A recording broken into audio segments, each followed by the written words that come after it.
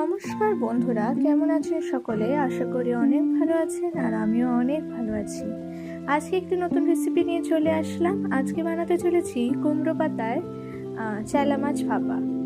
কুমড়ো পাতায় কীভাবে চেলা মাছ ভাপা রান্না করব সম্পূর্ণ ভিডিওটি আমি আজকে আপনাদের সঙ্গে শেয়ার করব। এখানে আমি 4-5 পিস মতো চেলা মাছ কেটে নিয়েছি এবং ভালো করে চেলা মাছটিকে ধুয়ে নিয়েছি। চেলা মাছটাকে ভালো করে ধুয়ে নিয়েছি, দেখতে পাচ্ছেন। এখন পরবর্তীতে আমি নুন হলুদ মাখিয়ে নেব মাছটিতে। ভালো করে নুন হলুদ মাখিয়ে নেব মাছগুলিতে।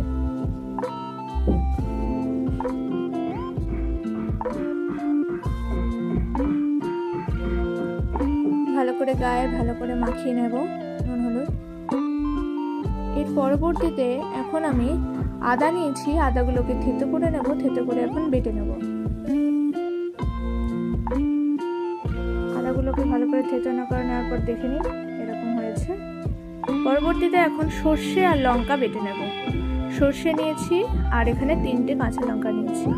এখন সর্ষে বাটাটা এখন ছেঁকে নেব। সর্ষে বাটাটা এখন ছেঁকে নেব।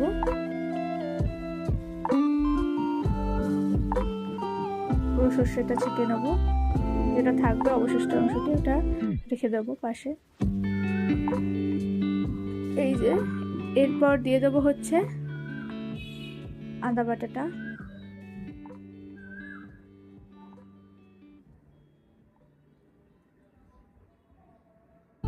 এখন দিয়ে দেবো হলুদ,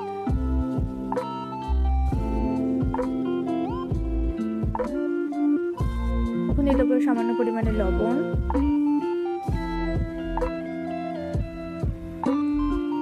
দিয়ে দেবো তেল, সর্ষের তেল,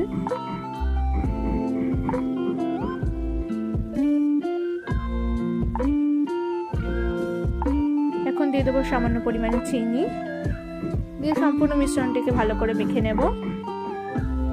ভালো করে মাখার পর জায়গাটা পরিষ্কার করে নিয়েছি। এখন একটা বাটিতে তেল নিয়ে নিয়েছি, সর্ষের তেল, আর কুমড়ো পাতার উপরে সর্ষের তেলটাকে ব্রাশ করে নেব। কুমড়ো পাতার উপরে সর্ষের তেলটাকে ভালো করে ব্রাশ করে নেব।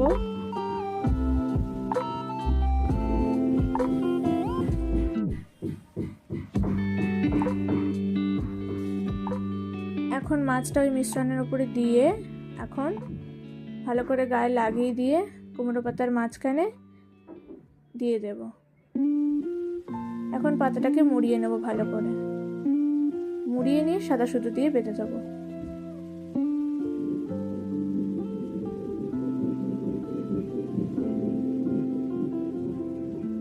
বাস এইভাবেই রেডি। এখন কড়াইতে তেল বসিয়ে দিয়েছি, একটু তেল দিয়ে দিয়েছি। এখন মাছগুলোকে ভাপিয়ে নেব। কিছুক্ষণের জন্য রেখে এখন আবার একটু উল্টে পাল্টে দেব।